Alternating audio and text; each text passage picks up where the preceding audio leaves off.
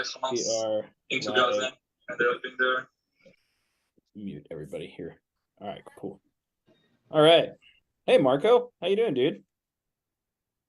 We got some Recelerator people on here. Good stuff. All right, so we're gonna start this off real quick with who's got some wins that they want to share. Share with me some wins. I got one here real quick. I got a 14 Pro Max, 256 gig unlocked. Bought it for 600.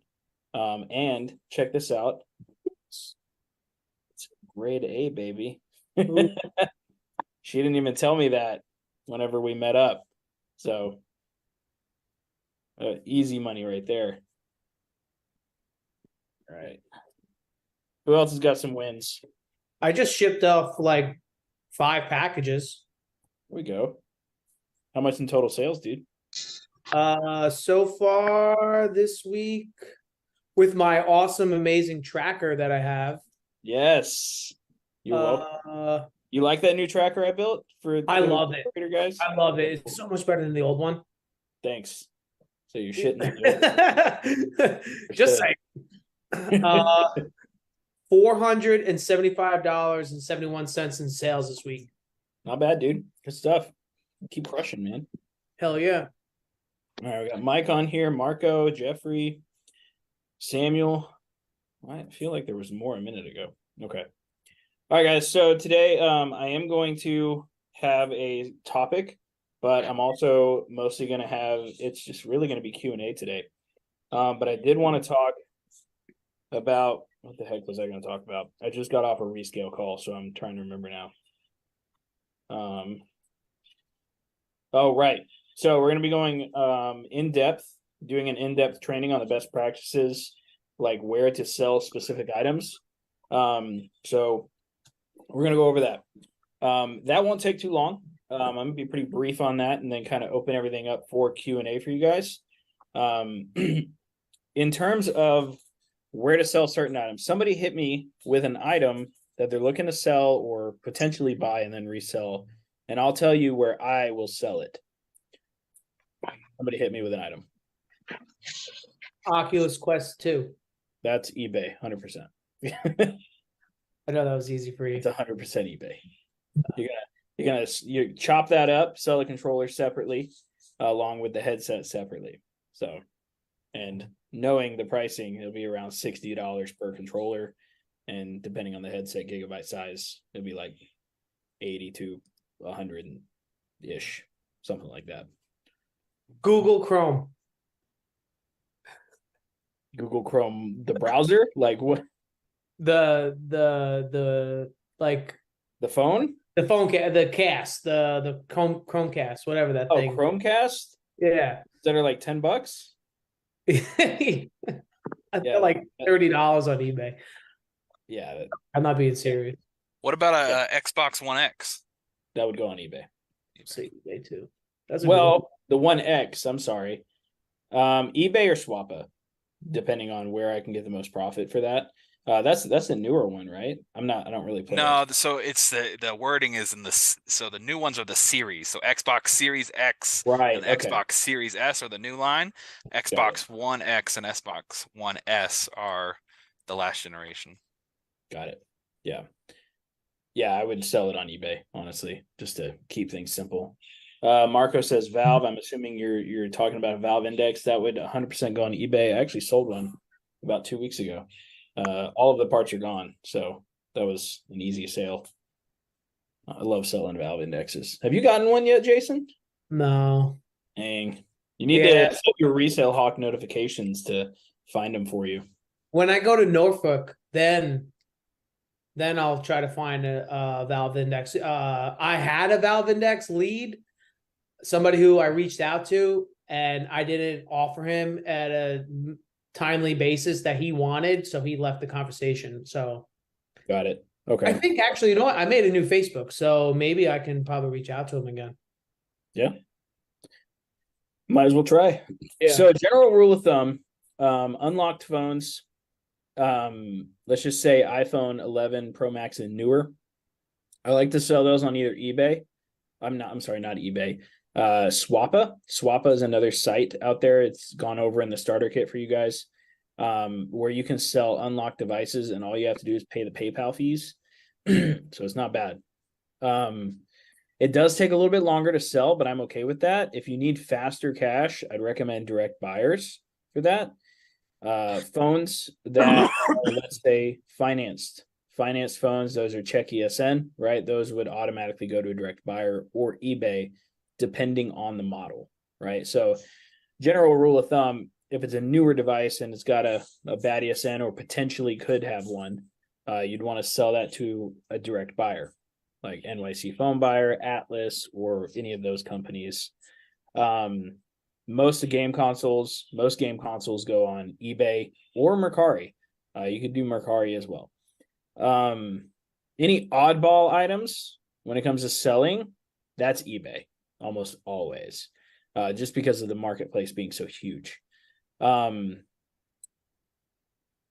I miss anything? Like, that was pretty simple. Does anybody have any specific questions about that? I try to sell something to a direct buyer, and every single time I try to contact them, they never get back to me. Which direct buyer you're using? I try to use NYC. You do realize you can talk directly to Felden, right? In Slack. Yeah, I messaged him, but he said that he'd buy it, but you know, You gotta never. follow up. This is a long time ago. I mean, this was well, when I first started. You know, this is a while ago. And then I tried to use the one that Lucas told me about, and I texted him and never got back to me. So I was like, all right. So And it's kind of like with customers, right? Mm. Like, you got to follow up with them sometimes. Okay. That's what it is. You know, in life, you got to follow up with everybody because everybody's busy. Everybody, you know, I'm sure you got unread text messages in your phone too. You know, so follow up with people and you'll get what you want. Scream at them enough, message them enough, and you'll get what you want. I actually got a question about direct buyers and like what's, I don't want to say industry standard or whatever for like communication. Is WhatsApp like a normal thing for people to be using? Okay, because from me and coming from like the Amazon space, anytime someone's like, oh, reach out on WhatsApp, it's like, oh, great, I have stolen products that I'm going to be trafficking, and this is awesome. So I typically like always I've never used it, so I'm always like, oh, that's weird. But I reached out to a direct buyer and they were like, hey, you know, they through the email, they're like, hey, reach out to me on WhatsApp here. And I was like, okay, that's weird. Yep. But yeah, I mean, WhatsApp is just the normal standard they go to. I don't know why, but I don't really use WhatsApp that much either. That's really the only place I use it. I use WhatsApp Business to contact them most of the time, but outside of that, I don't really use it that much. Just 'cause, I don't know, it's full of scams.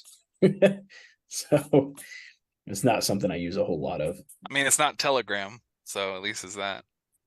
True. That's true. Yeah. All right, guys. Hit me with questions. I'm here to, you know, you guys are part of the starter kit, so it's mostly going to be a Q&A. So hit me with your questions.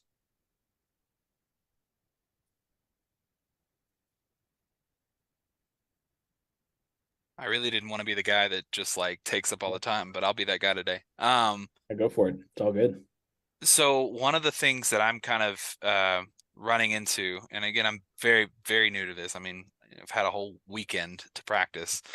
I feel like I'm noticing that under like appraisals and stuff like that, that a lot of times it was always my assumption that the local market is cheaper than the online market, but I'm feeling like, at least in my area, it's switched. Like if I appraise something to sell on eBay, like it's selling for a lot more like on my local marketplace. Is that like a common thing? Is that something that you guys see often, or is that maybe just me? So number one, when you're looking at local listings, none of those are sold. Like, that's the number one thing you got to be aware of, is most of the time the listings you're seeing are not sold listings, which means they're not actually the market value. We go to eBay to find the market value simply because there's thousands of items selling on eBay every few hours. So that is an actual gauge of the market. Now, sometimes people can get a little bit more when they sell locally. Sometimes, not always, right? I don't sell locally, but I mean, every now and then I will. If it's something big, like an iMac or something like that, that's the only thing I'll sell locally. But you're not alone in assuming like your local market is higher than the online market. That's a normal thing, dude. That's just, whenever we do reach outs, that's a normal thing. Like we got to talk people down in price all the time. So yeah, I actually what it was, I actually ran into another reseller while doing Mhm. my reach outs and Yep. did the typical super offensive lowball. And he, responded back, and we kind of had like this little back and forth, and then he eventually was like, dude, like I'm a reseller and I'm already selling these like without lowballing people. Like you need to figure it out. And I was like, well, then help me figure it out, dog. What's going on? Like, what are you doing? And he was, showing me phones, and he was like, dude, like I'm selling these for like 250. And I looked on eBay, and the high end comps were like 160. I wish I wrote down what type of phone it is. I'm again still very new to the phone thing, but I think it was like iPhone XR. And I just felt like very like, dude, should I be What? buying these from eBay and selling them here local? Because if that's really happening, I'm about to arbitrage the hell out of that situation. Wait, did you say an iPhone XR I selling did. 250? Yeah.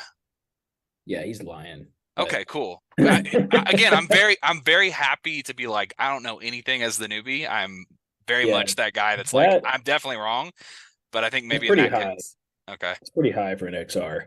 okay, The last ones that have sold for me have been like 180 to 210, like not 250 plus, mm, like not even close.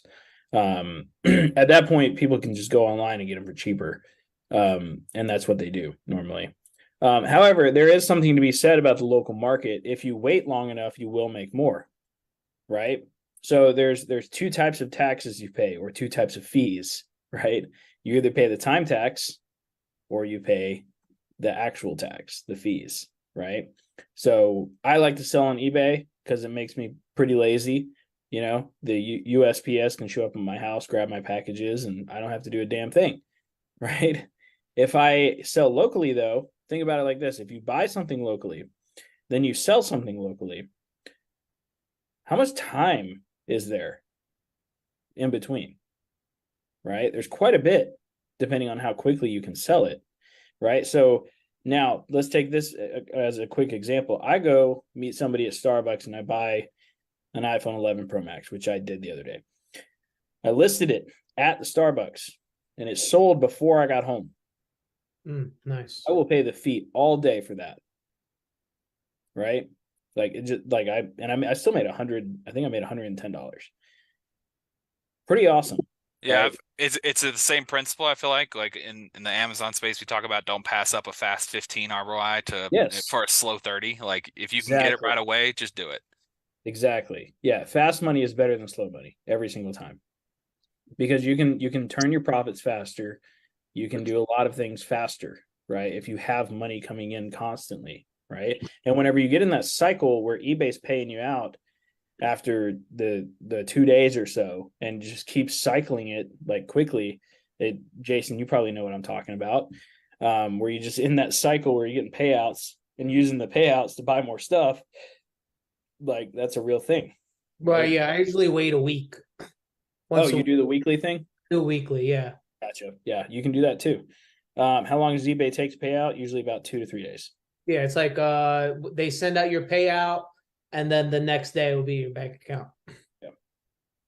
So I don't do the weekly. I just have it always just dropping in my account. It's just a constant thing. Somebody says, how do you get direct buyers? So you can just literally post in a phone flipping group and they'll literally hit you up by themselves. Yeah, that's what I would recommend doing there. They'll find you, trust me. If you sell phones, they'll find you. I realize this is going to vary from like person to person, and maybe even like business model to business model. But like, do you think that you could share like some overall guidelines or commonalities that you've seen kind of across the board of the many people that you've interacted with phone selling, that like what that structure is of like when you're making appraisals and all that, and you're trying to decide how much you are willing to pay for an item based on like your ROI, whatever, depending on which market you're bringing it to, like versus direct buyer versus like online marketplace, how do you decide? Like, is there a typical range or guidelines that you kind of stay within, if that makes sense, or Sure. that you've seen others stay within, not necessarily you yourself, but you get my point. So are you saying as far as like where do I check first? Is that kind of what you're asking? No, more so asking like to give it a parallel. Like with Amazon, I have a whole lot of data that I can look at, buyer data. So it's easy to see, if I'm taking a lower ROI, I can trust that I can sell it faster, Okay. based on data, or vice versa. Like if I decide I do want that slow 30%, I can hold on to it longer. Gotcha. Are you making those same kind of decisions versus direct buyer or eBay type thing, and like knowing Yeah. that direct buyer is? Yeah. So I already instinctively know that a direct buyer is going to be lower.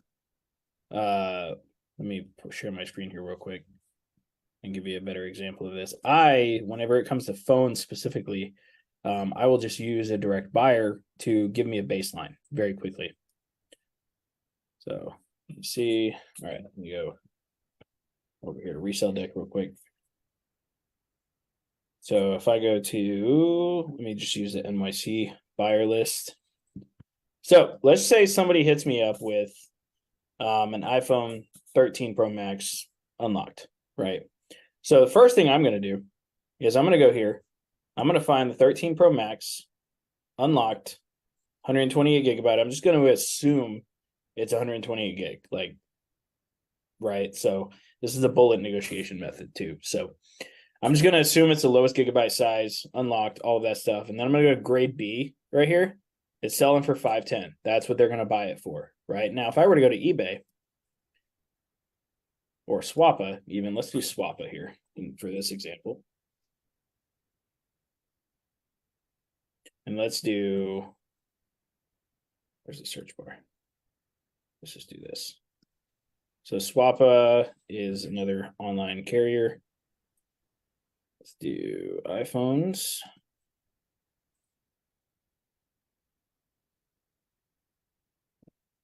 I never look at it on my computer, so I don't know what I'm doing. Okay, here we go. 13 Pro Max unlocked. All right, so immediately you'll see 540, 549, 551. Like, and check this out. 551 NYC phone buyer. So they're buying it for 510 and they're selling it for 550, right? Sell My Devices also NYC phone. They're together. All right. So but also you can like see down here if it's just 128, some of them are actually selling for more. Right? So like here's this one. This one is in relatively good shape, 580, 580, 582, right? So instinctively, just by looking at the direct buyer price sheet, I already know I can go to another marketplace and make more because they themselves are selling on those marketplaces, right? So I can use the direct buyer price sheet as a baseline to make my offer. Does that make sense? Yeah, totally. I was thinking more along the lines of like ROI targets and stuff like that. Like, do you like what the scale is that you slide it down on? Oh, I aim for profit. Like I want an $80 plus profit usually. Got you. So you're aiming for dollar amount profit, not Yeah. necessarily percentage. I don't. I could care less about ROI if like because ROI spans a lot, right? Like if you bought something for $5 and sold it for 10, congratulations. Like that's an amazing ROI, but it means nothing, right? It's significant wise, a little different. But whenever I aim to buy something, I want to sell it for $80 to $100, 80 to 120 in profit normally. That's usually what I like to take home after everything. That's kind of my goal. So I feel like I feel like making offers then or being not being rejected so often because of how low your offers are that you can walk them up to or whatever, feels like that's a lot easier to manage with those higher end too, because you're not like, if it's a $600 phone, you're like $200 best I can do. You know what I mean? no, yeah. So a $600 phone, I'd be offering 400 to 450, right? So yeah, it's conceptually way less offensive in my brain. So that makes sense. Yeah. And you have an appraisal calculator in the starter kit too. Bro, I So broke the hinges off that thing. I even like added in some own equations we're there you working go. on. Love it, dude. Awesome. Yeah. So yeah, that's a good baseline. I would just recommend just the profit baseline. Nothing else outside of that really matters that much. If you're not making money, right? Yeah, I think I see it in my head as like don't want to get, when you're always calculating ROI, I always see it as like, oh, it's like how long I'll get stuck with it is how much I'm willing to accept an ROA. So like if I'm going to know I'm sitting on an item for 6 months, it needs to be like 40% or higher, and I need to be making some money on that, right? Versus something I know that the second I list it, it's going to sell out. I'm willing to take a whole lot less because I know it's fast. Yeah. Let's see here. Got some questions coming in. I try to do that with liquidation pallets. As soon as I get back the money I invested, I buy another one. And since I sell those items in person, it cash and I don't have to wait to get the payout from online marketplaces, especially since I don't make a sale every day online. Yeah, I'm actually just now starting to dive into those pallets. We had a student in Rescale recently who bought one, and he bought it like for $400 and like things in there and get his money back. It was amazing. Are we talking about pallet of phones? No, pallets of electronics. Yeah. Dude, I for a second there, I was like, that's crazy. Yeah. How long does the Facebook ads run for after you publish a campaign? So it depends on how you publish it. So if you do it the way that I talk about in the starter kit program, then they run continuously. But if you do a set budget, they will run until the budget is out. That's called a scheduled ad. But I do it continuously. So I recommend doing about $5 a day per campaign. And that's the best way to run that. Yeah. I make about $1,200 in profit on a $500 investment. It's awesome, Marco. Good stuff, dude. Another place you guys can that I've been buying from here recently is does anybody know what a bin store is, where they have all the bins of electronics and stuff? Like Anybody know what that is? No. I'm talking like you walk in, there's bins everywhere, and the bins are full of things like that you can buy. Does anybody know what I'm talking about? Goodwill? Similar, but it's specific towards like Amazon returns and stuff like that. Anyway, once you find one, the best thing that I've found to do is actually make friends with either the owner or manager there. And then they can actually start putting aside the higher end electronics for you. I actually got to go down tomorrow and pick some up because I just got back from Arizona. But that's something I buy from quite a bit. It's not as high. It's like the profit margins aren't high, but I also don't spend anything on ads to acquire them. So it works out. It's basically free money. So this is actually where I got this iMac that I'm on. I got it for $300 less than what it was selling for. So, or not an iMac. This is a MacBook, but it's the M1 2023. It's a nice one.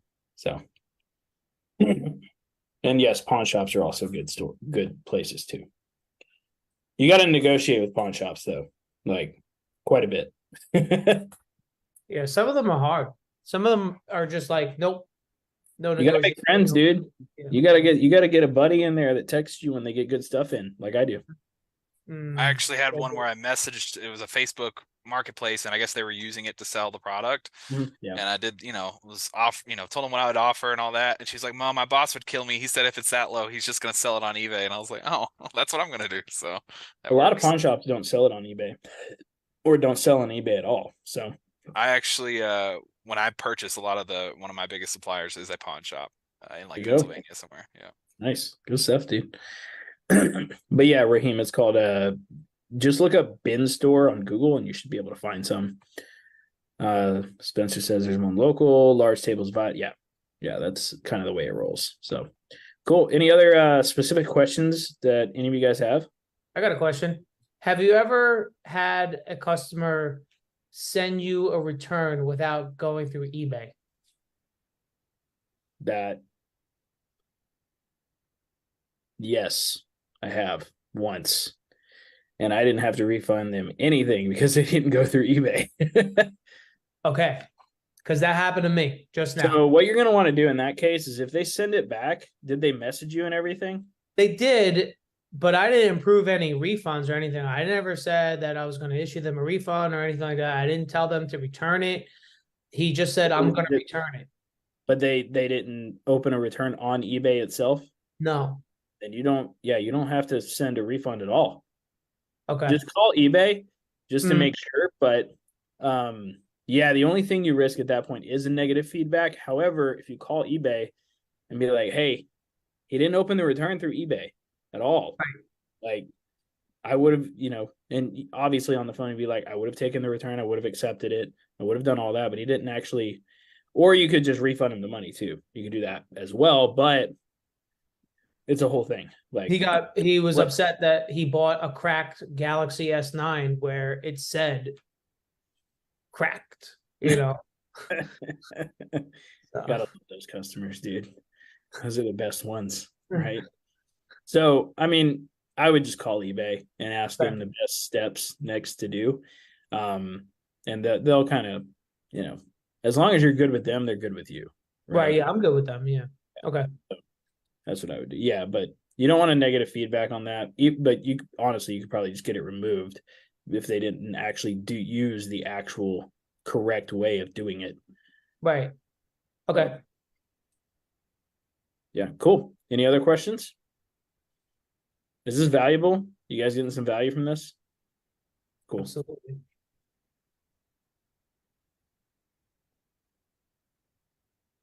No other questions?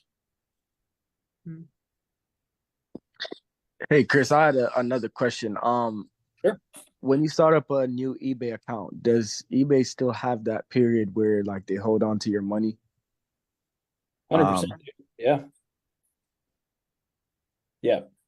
Yeah, how long is that period? Because I thought I was going to be exempt just because I've had the same account for like years, but I've never sold on it.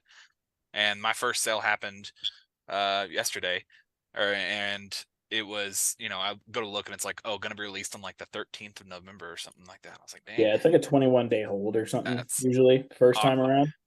Well, you got to think about it from their perspective, right?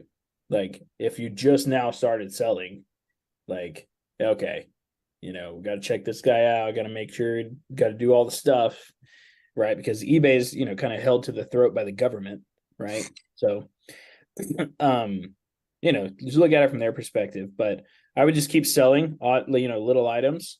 And once you're paid out, right? And then it moves to I think it's like 5 days, and then it just goes down to 2 days continuously.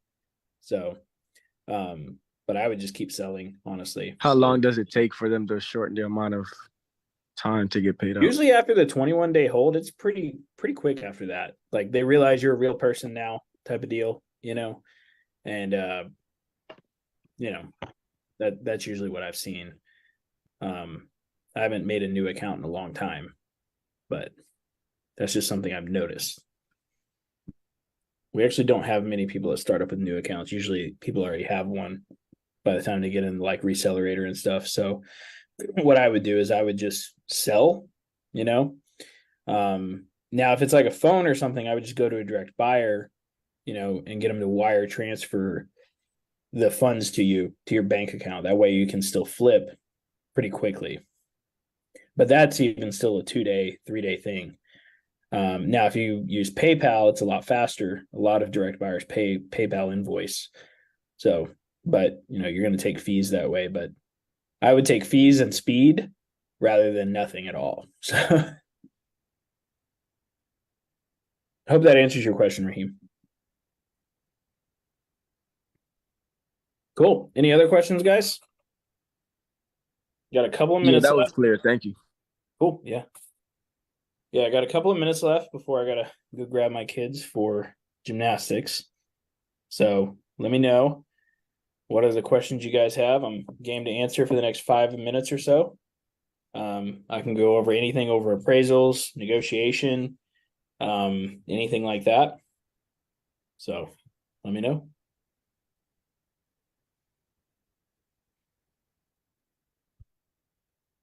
Did I answer everybody's question?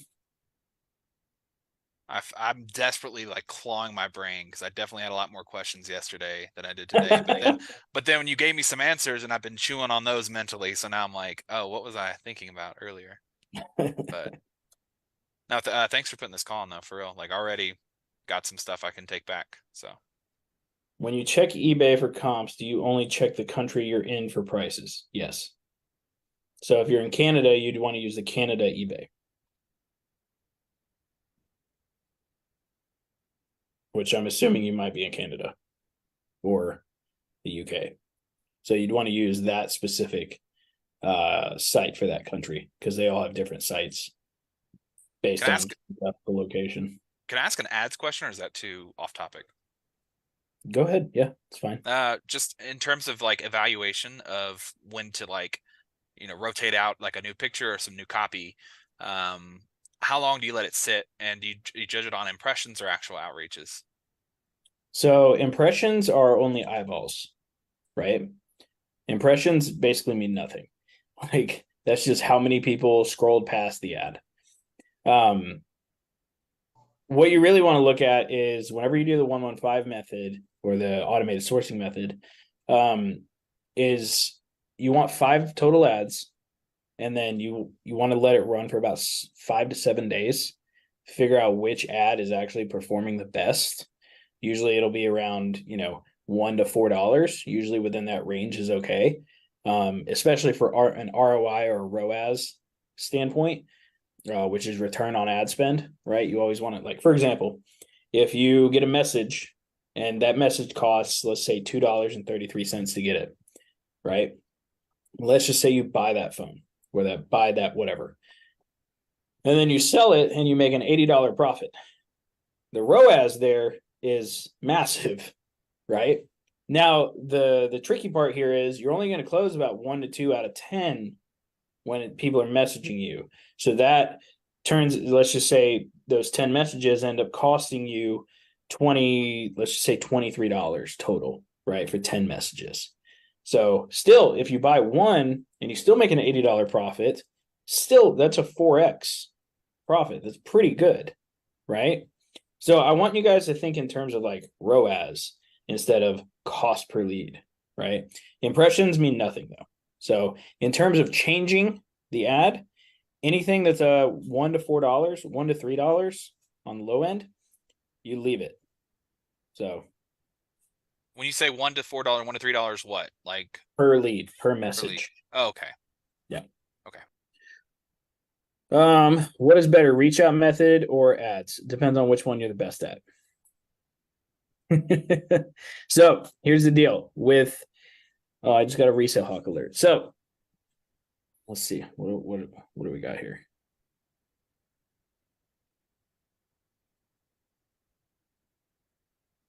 Jason, are you getting resale hawk alerts faster now?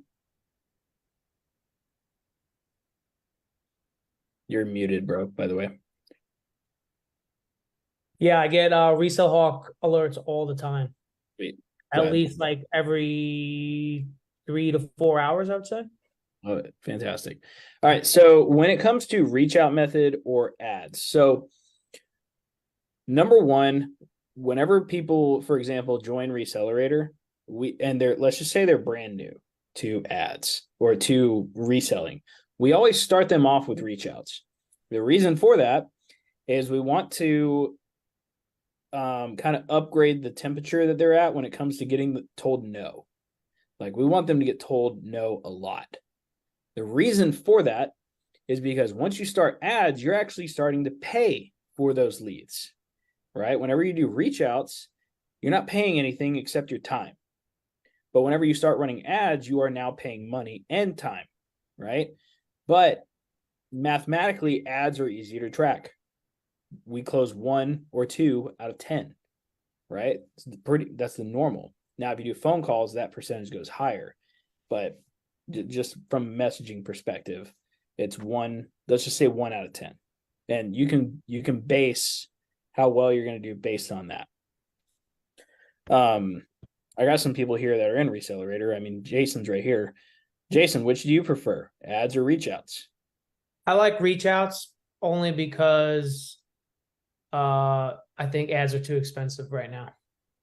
See, That's- it comes to like, it comes down to like where you're at as well, circumstantial wise. For me, I could run ads all day. I honestly, I've been running ads for years, and like I prefer it that way because they come to me.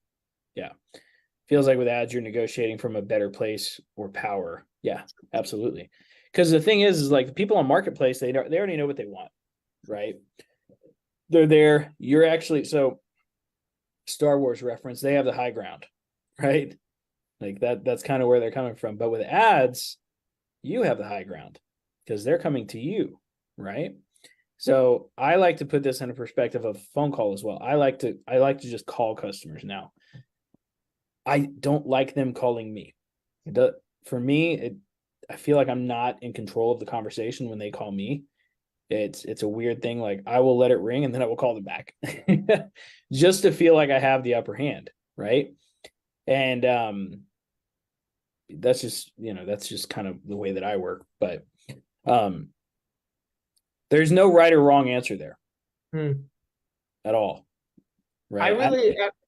Sorry, Chris, but I also wanted to say that I like doing reach outs a little bit better because then I can think that I work on my own, like I work when I want to work, as then when somebody messages me, I mean, yeah, I could not answer the message all the time, but when I want to go out and go treasure hunt, then I think that's better for right now. You know what I'm saying? I totally get what you mean, Jason, because that's exactly how I felt about it. With like, my follow-up question about ads is going to be about like how many I should expect type thing, and when should I maybe amp up the spend. But I felt like when I did get those couple that came in, I felt like I had to drop everything immediately. Hold on, let me respond while they're on the hook. This lead, and I don't know why that pressure bothered me, and it made me like hard to sleep. Like, because I was like, what if I get one at like midnight? But Yes, with reach out, it was a lot. Yeah, exactly. Well, reach out now. I'm like, I'll drop a message and respond to them in the morning when they wake up. You know what I mean? So it makes me feel like a lot more in control as well. I get it. It's a preference. See, I feel more in control because I feel like people are coming to me. Right. I feel when do you how do you evaluate when like maybe you need to up the ad spend or whatever? Because I felt like he's getting like for the days that I had on, like I was expecting like maybe one a day, and I didn't see that with the 115 or 155 or one. Yeah, you evaluate that after about 5 to 7 days. Like if you're not getting good enough results, you might need to change your photos, right? Use a different set of 5 photos. Because every area is different. Some photos take off in certain areas and some don't. Like that's just what it is. That's why whenever I go into a new market, I start with about 20 different photos. And your budget doesn't change no matter how many you put down, huh? No, it's a $20 budget. So I want it to be $1 per ad. That's what I like. Make sense? Light bulb. Thanks. Appreciate it. No problem. All right, guys, I'm going to wrap that up with that question. Hope you guys enjoyed this. The replay will be in the starter kit group. For those of you interested in Recelerator, it is actually currently closed, so you'll have to get on the wait list. But get in line. But yeah, anyway, guys, hope you guys crush it. Have a great Halloween, and see you guys next Monday. It's worth it. It's worth it. What, Recelerator? Oh yeah, absolutely. Yeah, we had to cap it at 100 people. So nice. All right, cool guys. Well, have a great day. Keep crushing and enjoy your Halloween. You too.